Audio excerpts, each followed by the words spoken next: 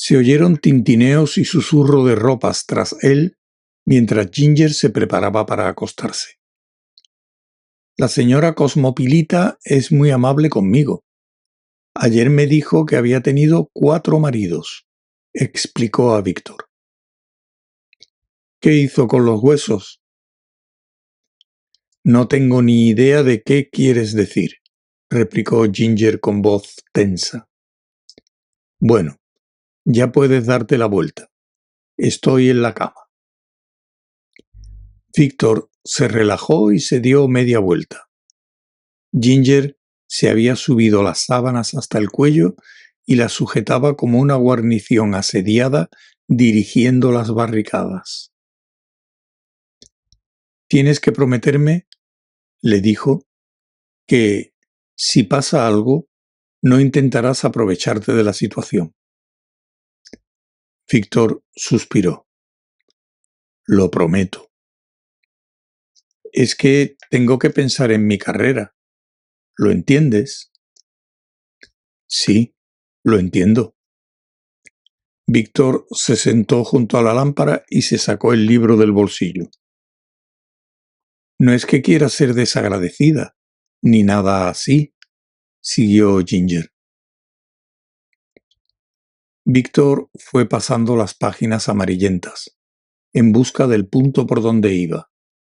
En la colina de Hollywood habían vivido montones de personas, cuyo único objetivo parecía ser mantener el fuego encendido y entonar cánticos 3 veces al día. ¿Por qué? ¿Quién era el guardián de la puerta? ¿Qué lees?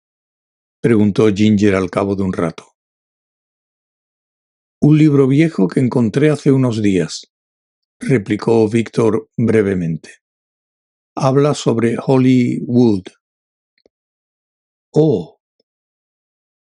Yo que tú trataría de dormir un poco, dijo, moviéndose un poco de manera que la luz de la lámpara iluminara mejor la retorcida caligrafía. La oyó bostezar. ¿Terminé de contarte lo del sueño?, le preguntó. Creo que no, replicó Víctor, con una voz que esperaba fuera amablemente desalentadora. Todo empieza con esa montaña. Mira, la verdad es que no deberías hablar. Y hay estrellas alrededor, ya sabes, en el cielo. Pero una de ellas cae, y resulta que no es una estrella. ¿Qué va? Es una mujer que sostiene una antorcha por encima de su cabeza. Víctor, lentamente, cerró el libro para examinar la cubierta. Sí, dijo con cautela. Pues esa mujer intenta decirme algo, alguna cosa, pero no la comprendo. No sé qué de despertar a alguien. Y entonces hay muchas luces, y se oye un rugido terrible, como de un león o de un tigre. ¿Me entiendes? Entonces suele ser cuando me despierto. El dedo de Víctor recorrió el perfil de la montaña bajo las estrellas. Probablemente no se trate más que de un sueño, dijo. Seguro que no significa nada. Cierto que la colina de Hollywood no era puntiaguda, pero quizá la hubiera sido en el pasado, en los tiempos en que allí se había alzado una ciudad, donde ahora estaba la bahía. Dioses, algo había odiado a muerte a aquel lugar. ¿No recuerdas por casualidad otros detalles del sueño?, preguntó con fingido desinterés. No obtuvo respuesta. Se acercó a la cama. La chica estaba dormida. Regresó a la silla, que prometía volverse extremadamente incómoda antes de media hora, y se inclinó para recibir mejor la luz de la lámpara. Algo en la colina. Ese era el peligro. El peligro más inmediato era que él también estaba a punto de quedarse dormido. Se quedó sentado en la oscuridad, preocupado. Por cierto, ¿qué había que hacer para despertar a un sonámbulo? Recordaba remotamente que, según la sabiduría popular, era algo muy peligroso. Se contaban muchas historias sobre personas que soñaban que las estaban ejecutando y, cuando alguien las había tocado en el hombro para despertarlas, se les había caído la cabeza al suelo. No había ninguna aclaración sobre cómo se había sabido que lo que soñaban los sonámbulos si ya estaban muertos. A lo mejor los fantasmas volvían luego y se quedaban al pie de la cama, quejándose sin parar. La silla crujió de manera alarmante cuando Víctor cambió de postura. Quizás si estiraba una pierna, así podría apoyarla en el borde de la cama. De esa manera, aunque se durmiera, Ginger no podría levantarse sin despertarlo. ¿Qué cosas tenía la vida? Se había pasado semanas transportándola en sus brazos, defendiéndola valientemente de Morrie en sus diversos disfraces, besándola y, todos los días, alejándose a caballo hacia el ocaso para vivir felices, probablemente muy felices, por siempre jamás y aún más tiempo.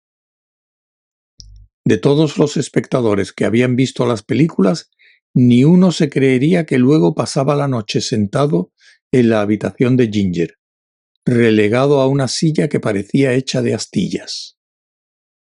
Hasta a él le resultaba increíble, y eso que estaba allí. En las películas no pasaban aquellas cosas.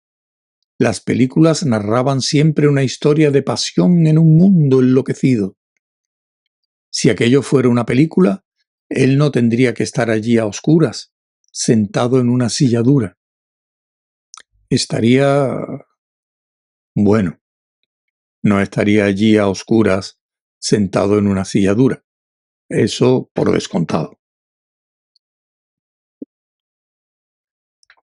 El tesorero cerró la puerta de su despacho tras él. Era una precaución imprescindible. El archicanciller era de la opinión que lo de llamar antes de entrar era una exótica costumbre de las otras personas.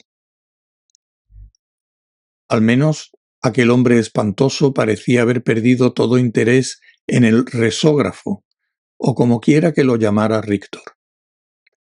El tesorero había pasado un día terrible tratando de ocuparse de los asuntos de la universidad, aun sabiendo que el documento estaba escondido en su habitación. Lo sacó de debajo de la alfombra, encendió la lámpara y empezó a leer. Él mismo habría sido el primero en admitir que no se le daban bien las cosas relacionadas con la mecánica. Pronto se rindió y dejó de leer lo relativo a ejes, péndulos de oct-hierro y aire que por alguna razón extraña se hallaba comprimido en fuelles. Volvió de nuevo al párrafo que decía: entonces, si una turbación en el tejido de la realidad provoca ondas que se extienden a partir del epicentro, el péndulo se balanceará, comprimiendo el aire en los fuelles relevantes, y hará que el elefante ornamental más cercano al epicentro deje caer una pequeña bola de plomo. Por tanto, la dirección de la turbación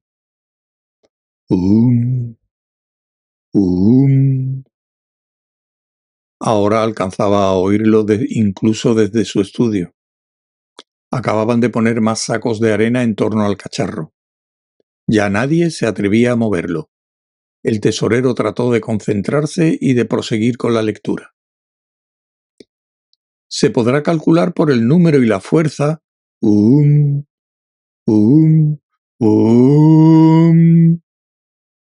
El tesorero descubrió que estaba conteniendo el aliento.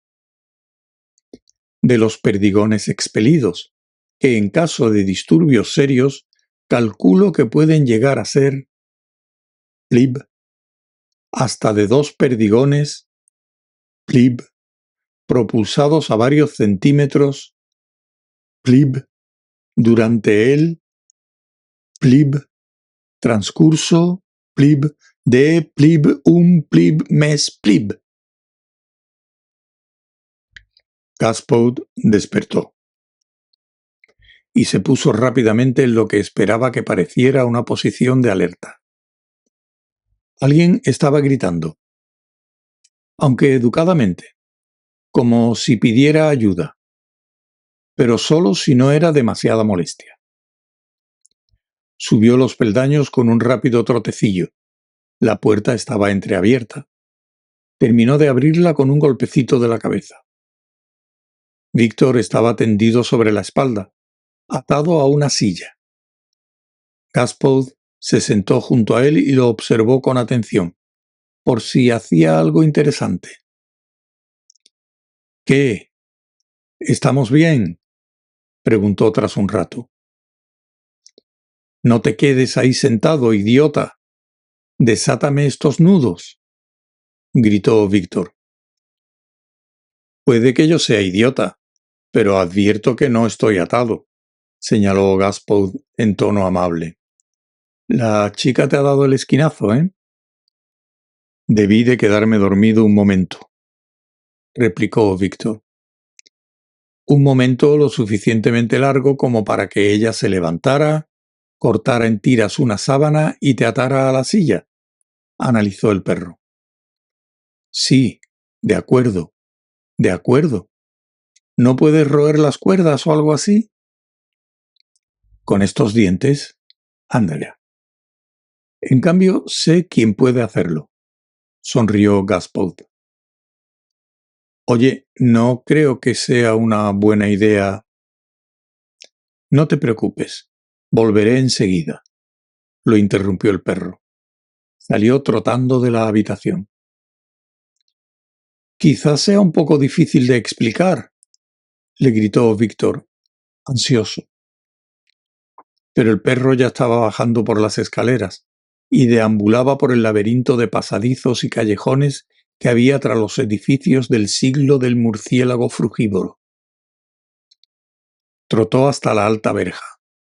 Se oyó el suave tintineo de una cadena. —¿Laddie? —susurró con voz ronca. Le llegó un ladrido alegre. —Buen chico, Laddie. Sí, sí —asintió Gaspard—. Buen chico. Suspiró. ¿Él también había sido así alguna vez? Si lo había sido, daba gracias a los dioses por no acordarse. Yo, buen chico. Claro, claro, Laddie, pero calla, murmuró Gaspard. Metió su cuerpo artrítico por debajo de la valla. Cuando salió, Laddie le lamió la cara. Soy demasiado viejo para estas cosas, murmuró, mirando la caseta. Un lazo corredizo. Un jodido lazo corredizo. Deja de tirar, idiota. Atrás. Atrás. Sí. Gaspard metió la pata por el aro del lazo y lo pasó por encima de la cabeza de Laddie. Ya está, dijo. Si todos supiéramos hacer esto, hace mucho que dirigiríamos el mundo. Venga, deja de hacer tonterías. Te necesitamos. Laddie se irguió bruscamente, con la lengua fuera. Si los perros se pudieran poner firmes, él lo estaría en aquel momento. Gaspard volvió a arrastrarse por debajo de la valla y aguardó.